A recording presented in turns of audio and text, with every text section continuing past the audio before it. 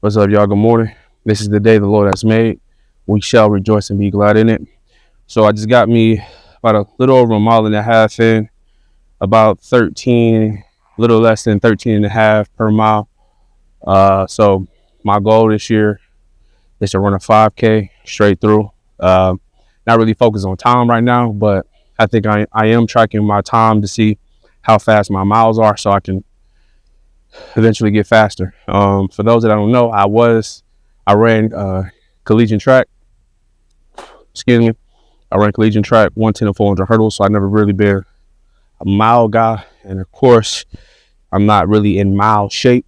But that really don't matter. So we're not making excuses. We're not justifying anything. We just doing the work. So recently, I've been enjoying running. For the most part, just being outside to me has really been peaceful. So I really just been focused on. Sorry, I'm spending so much, and then mouth dry. But yeah, I just been enjoying being outside for the past 6+ months, and now the weather out here is finally giving up. So we had snow for the past few weekends, and it's been extremely cold. So I still been working out outside, and so yeah, I just got back from a conference, and I just been feeling the itch to run. So came out to my little secret hideout to get a lap in before I get back home to prepare for work. So I just want to send y'all love wherever you at on your journey. It ain't easy. It's hard as hell. Do I want to come out here and run? Honestly, no. But I know this is what I need to do in order to get to where I'm trying to get to. So I think pretty much the message for today is just like push through, push through, push through, push through. Every day ain't gonna be perfect. Every day ain't gonna be the ideal situation. But that's no excuse. So I'm reading this book about David Goggins, Never Finish, and I'm on a chapter where he talks about he ran 271 miles, and he was getting to a place where he was damn near on his deathbed.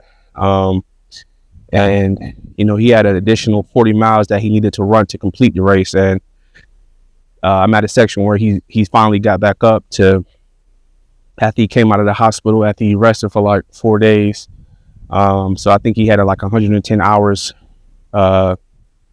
remaining in order for the race to be over. And so I'm at a section where he's getting up now to finish the last 40 miles. So I'll let y'all know where I'm at in that book. But just to hear somebody ran 271 miles is insane. I think the longest I've done at one time in college, I did 10 miles, and I thought that was the biggest thing in the world. But seeing people that do these ultra marathons and these extreme challenges, it is inspiring.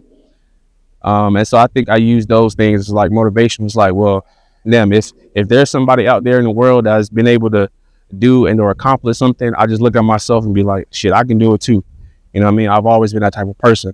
I never really looked at things from the perspective of like, oh, I can't do that. So when I wanted to play basketball, I knew I wasn't the nicest nigga on the court, but I knew I had put in the time, I had put in the effort to put up shots. I was putting up 500 shots after class in high school. Never really made it to the league, and so that kind of like transitioned to. I always been running as a child. So remember the first time I had caught asthma, it was me and my homie. We were just running back and forth all day. At the end of the day, we had got home. It was like 7. I got home. I was still like breathing heavy, and my mom ended up taking me to the hospital. That's when I had asthma. So I've always pushed myself, to extremes almost. And I don't know what I've been chasing for the most part, and even as it pertains to like my music. My music really stemmed from like seeing other people. I loved and enjoyed music, growing up. And then when I started writing poetry, then I started like, oh, people compete at this thing. And then I transitioned to like, oh, battle rap. Oh, freestyles. Oh, making good quality songs. And so like it's always been like this constant progression of me recognizing that there's more to whatever the skill set is. And so You know, I always look at the greatest, the Michael Jordans, the Kobe Bryants, the Muhammad Ali's, the Nipsey Hussles, the Jay-Z's, the Kendrick Lamar's, the J. Cole's, the elites of the elites, the Nas's, the Miles Hodges, the Carver's Lassant, the elites at whatever it is they do, poetry from rap to Talib Kweli, Mos Def, they're just the legends of the craft. LL Cool J. I remember in 5th grade, I used to roll my I don't know if y'all remember, but LL Cool J used to roll his sleeve up. I used to lick my lips a lot. And so like Miami, it don't get super cold, but it'll get like 60, 65, some during the winter time. And I used to lick my lips a lot, and my junk used to get cracked. But man, those were the people that I looked up to and idolized, during that time as a kid, because they were the greats at what they were doing, at that particular time. And so, I always looked at myself and be like, I want to be great at whatever it is that I do, whatever I put my time, effort, and intention and attention into. And so, I think we should continue to carry, for myself, man, this is really just a thing of like even being consistent with myself and showing up and speaking and using my voice to where I've been for years just pouring into people.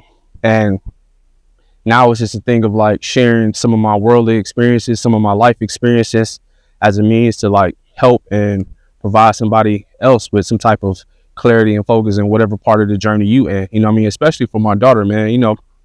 I ain't gonna be here forever. None of us gonna be here forever. So if I can encapsulate my life in 5 minutes, 10 minutes, whatever the case may be, then that means a lot to where she'll be able to look back over and be like, oh, okay, that's what my dad head was, just what type of time he was on as a means to help her in her journey, whatever path she chooses. And, one of the things I had heard is like, if you don't give your kids a path, then you setting them up for failure. So kids, if you see this, I want you to search your heart in terms of what it is that you want.